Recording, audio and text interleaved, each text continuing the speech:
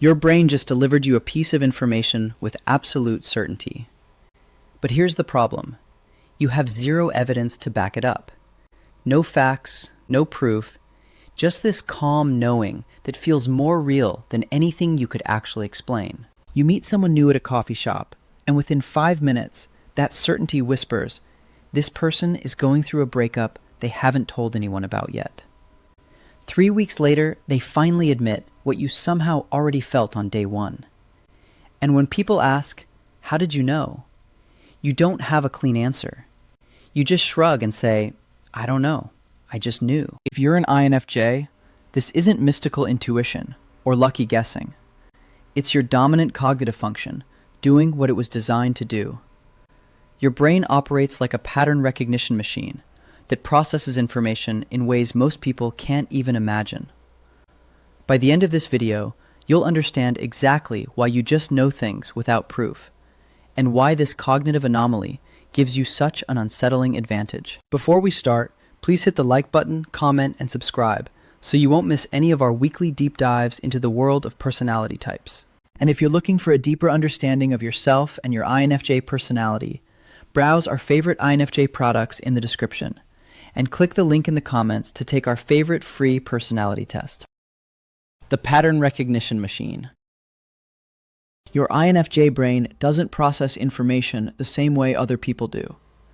While most minds work like search engines, consciously looking for specific data, your dominant function, introverted intuition, works more like a surveillance system running in the background. Ni is constantly collecting micro details that other people's brains filter out as irrelevant. The half-second pause before someone answers a question, the way their voice changes when a certain topic comes up, how their posture shifts when they mention their relationship, the tiny mismatch between their words and their energy. Most people notice the obvious stuff. You notice the spaces between words, the things people don't say, the emotional static behind their carefully constructed sentences. Your brain is building this massive internal database of human patterns. Every interaction, every conversation, every observation gets filed away. Not consciously, but automatically.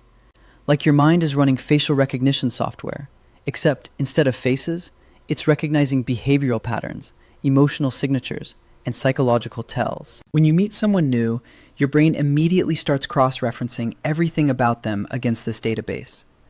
Their communication style, their energy, how they handle boundaries, what makes them defensive, how they respond to vulnerability. Your subconscious is basically running a full diagnostic scan while you're just trying to make small talk. Then something fascinating happens. All this background processing suddenly delivers a conclusion to your conscious mind. It feels like a download, like information just appearing in your head without any visible work being done. You can't explain how you know, but you know their relationship is falling apart.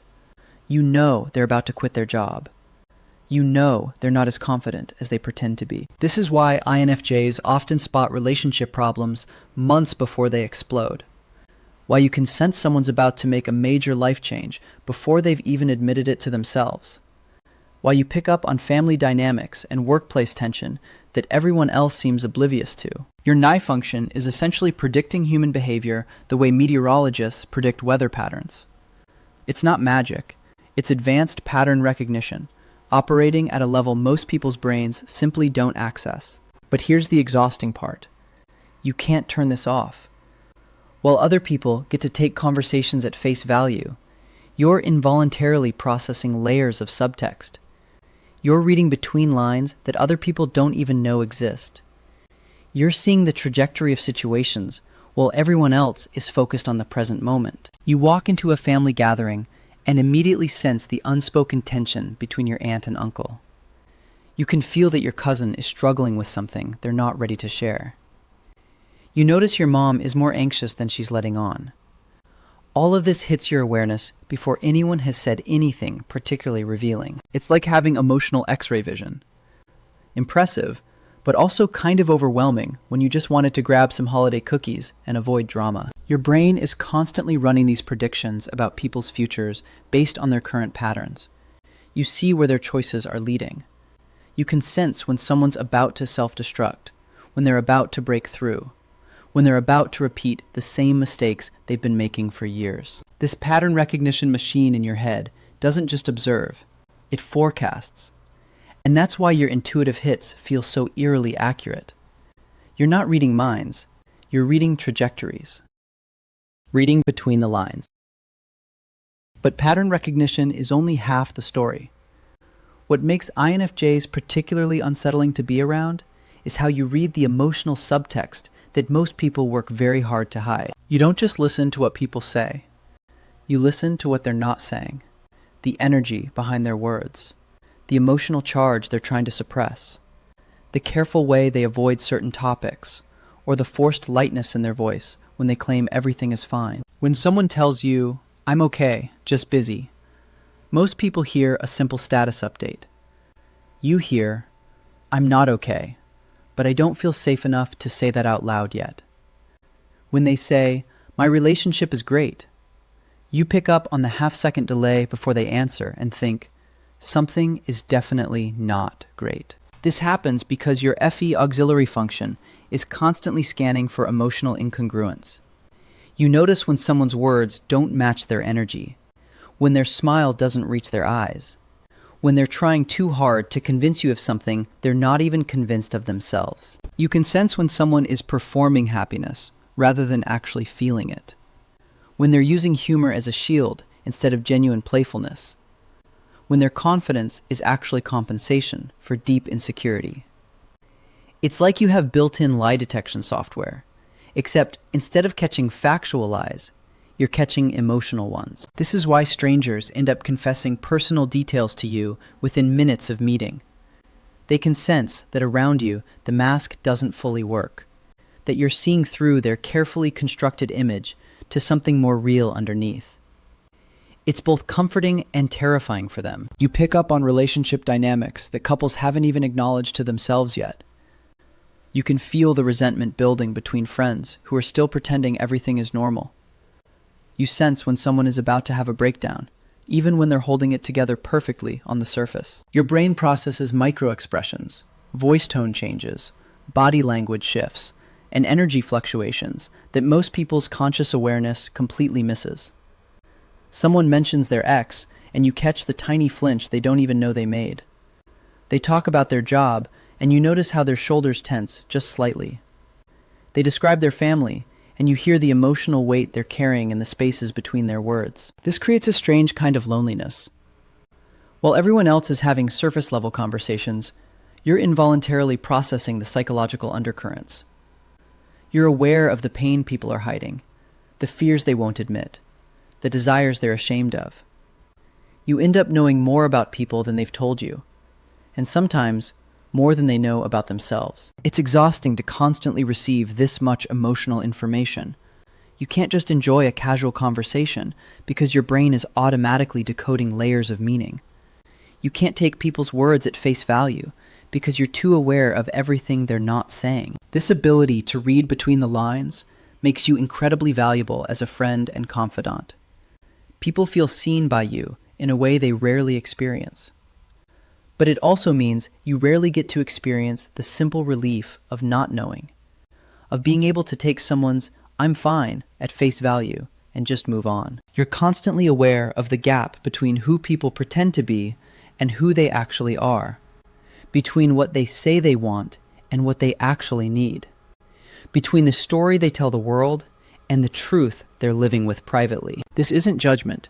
It's just information your brain can't help but collect. You see the humanity behind people's masks, and that makes you both incredibly empathetic and occasionally overwhelmed by how much pain everyone is carrying around. Future casting through present clues. What makes INFJs seem almost prophetic is how your NI function naturally projects current patterns into future outcomes. You're not predicting the future through mystical means. You're calculating probabilities based on behavioral trajectories you can see that others can't. When you watch someone make the same relationship mistakes over and over, your brain automatically runs the simulation forward. You can see where this pattern leads. When they start dating someone new who displays the exact same red flags as their last 3 disasters, You don't need a crystal ball to know how this story ends. Your friends think you're being negative when you express concerns about their new romantic interest. But you're not being pessimistic. You're seeing the mathematical inevitability of someone who seeks validation through partners who can't actually provide it. You've watched this equation play out enough times to know the result. This future casting ability extends beyond relationships. You can sense when someone's current career path is going to hit a wall, when their coping mechanisms are about to stop working, when their avoidance strategies are going to catch up with them, when their financial habits are going to create problems they're not prepared for. You notice when people are living slightly out of alignment with their true values, and you can feel the internal tension building. You can sense when someone is pushing themselves toward a breakdown by ignoring their actual needs, when they're making choices based on fear or external pressure rather than authentic desire. It's like watching someone walk toward a cliff while insisting they're just taking a pleasant stroll. You can see the edge approaching, but they're focused on the pretty flowers along the path. You want to warn them, but you can't explain how you know there's danger ahead without sounding paranoid or controlling. This creates a unique form of frustration. You're often watching predictable disasters unfold in slow motion. You can see exactly where someone's choices are leading, but you're powerless to change their trajectory. They have to make their own mistakes and learn their own lessons, even when you can clearly see the consequences coming. Your NI function processes cause and effect relationships that operate over longer time horizons than most people naturally consider. While others focus on immediate outcomes, you're tracking the cumulative impact of small choices over months or years. You see how today's compromise becomes tomorrow's resentment, how this year's avoidance becomes next year's crisis. This foresight often becomes a protective mechanism. You start pulling back from people before they disappoint you, because you can already see the disappointment coming. You distance yourself from situations before they become toxic, because you recognize the early warning signs. You make decisions based on where things are heading, rather than where they currently are. But this also creates a strange kind of loneliness. You're often living slightly ahead of everyone else. While they're dealing with present moment concerns, you're already processing future implications. While they're optimistic about new beginnings, you're calculating the probability of various endings. You become skilled at reading the room, not just for current dynamics, but for future potential. You can sense which friendships will deepen and which will fade, which work environments will become supportive and which will become draining, which life choices will lead to growth and which will lead to stagnation. This future casting ability makes you incredibly valuable as an advisor and counselor. People seek your perspective because you help them see beyond their immediate circumstances. You can help them understand the long-term implications of their choices in ways they couldn't access on their own. But it also means you rarely get to experience the simple pleasure of being surprised by how things turn out. You've usually already considered multiple scenarios and their likely probabilities.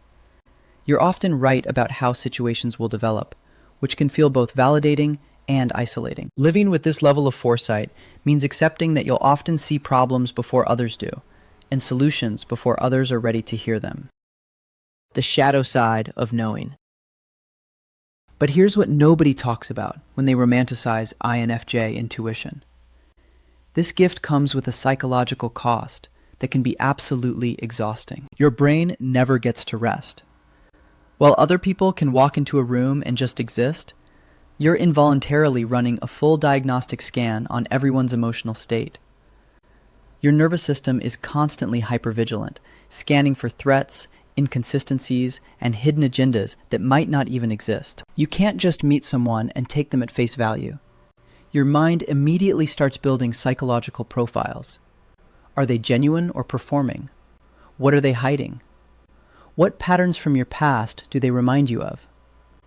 Your brain treats every new person like a potential case study, rather than just a human being you might enjoy getting to know. This creates a weird form of mental exhaustion. You're not just processing your own emotions and experiences. You're unconsciously absorbing and analyzing everyone else's psychological data. You walk away from social situations feeling drained, not because anything dramatic happened, but because your brain spent the entire time working overtime. The worst part is doubting your own perceptions. When you get that familiar, something is off feeling about someone, you start second-guessing yourself. Maybe you're being paranoid.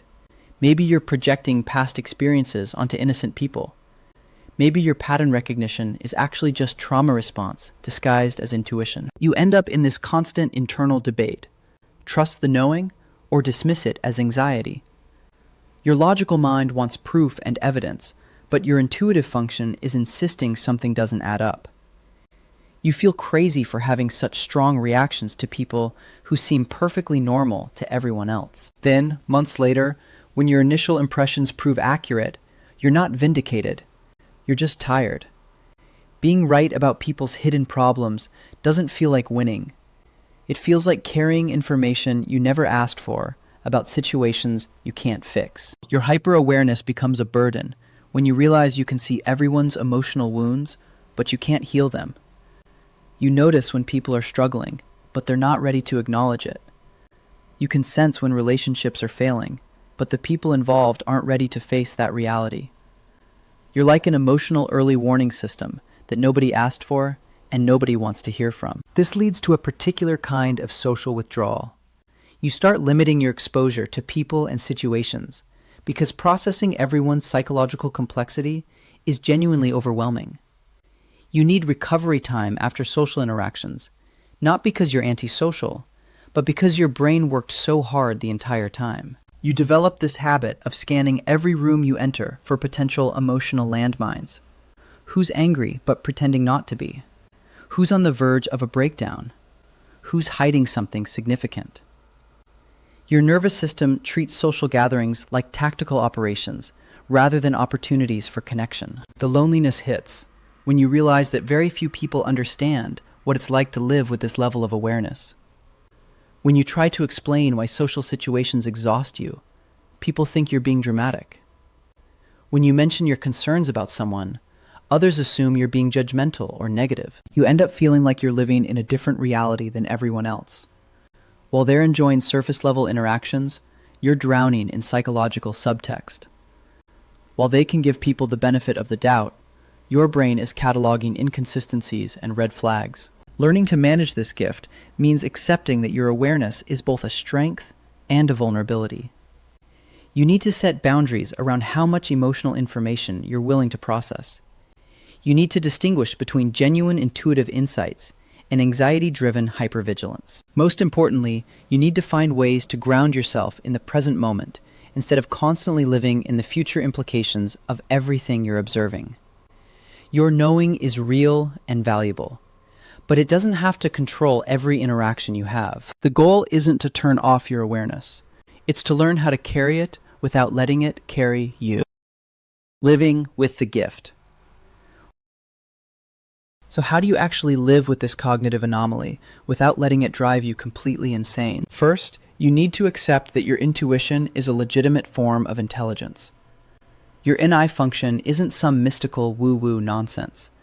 It's an advanced pattern recognition system that processes information in ways most people's brains simply can't access. When you get that just knowing feeling, you're receiving the output of sophisticated psychological analysis that happen below your conscious awareness. Stop apologizing for seeing what others miss. Your brain notices micro-expressions, energy shifts, and behavioral patterns that provide real data about people's internal states. You're not being paranoid when you sense something is off. You're being perceptive. But you also need to learn the difference between genuine intuitive insight and anxiety-driven hypervigilance. True NI insights feel calm and certain. They don't come with emotional charge or urgent need to act. Anxiety-based assumptions feel frantic and demanding. They push you toward immediate action or withdrawal. Set boundaries around your emotional absorption. Just because you can sense everyone's hidden pain doesn't mean you're responsible for fixing it. You can acknowledge what you're picking up without taking it on as your personal mission. Notice the information, file it away, but don't let other people's unprocessed emotions become your burden to carry. Create recovery rituals after social situations. Your brain worked overtime processing all that psychological data. You need intentional downtime to discharge the emotional static you've absorbed. This might mean quiet time alone, physical movement, or activities that engage your other cognitive functions. Find other INFJs who understand this experience. Most people think you're being dramatic when you describe the exhaustion of constant awareness. Other INFJs get it immediately. They know what it's like to walk into a room and involuntarily scan everyone's emotional state. They understand why you need recovery time after parties, and why you can't just take people's words at face value. Use your gift strategically rather than defensively. Your pattern recognition abilities make you incredibly valuable in situations that require reading people accurately. Career counseling, conflict resolution, team dynamics, relationship coaching. Instead of seeing your awareness as a burden, consider how it might serve others who need insight they can't access themselves. Learn to trust your knowing while staying grounded in facts. Your intuitive hits are usually accurate about emotional states and behavioral patterns. But don't let future casting prevent you from engaging with people in the present moment. Someone might remind you of past disappointments, but they deserve a chance to show you who they actually are, rather than who your pattern recognition thinks they'll become. Practice selective attention. You don't have to process every piece of psychological information your brain wants to collect. Sometimes you can choose to focus on surface-level interactions without diving into the emotional subtext. This takes practice, but it's possible to give your analytical functions a break occasionally. Most importantly, remember that your awareness is both a responsibility and a gift. You see clearly in ways that can help others understand themselves and their relationships better. But you also need to protect your own emotional well-being while you're busy reading everyone else's. Your INFJ intuition isn't mystical or magical. It's your dominant cognitive function doing exactly what it was designed to do. Your brain processes patterns, reads subtext, and predicts outcomes through sophisticated psychological analysis that happens below conscious awareness. Trust your knowing. It's real, it's valuable, and it's based on legitimate cognitive processing that most people simply don't have access to. But also learn to carry this gift without letting it overwhelm you. If you want to continue the journey to understanding yourself or an INFJ in your life, click either of the following videos, where we continue to unlock the secrets of the INFJ personality type.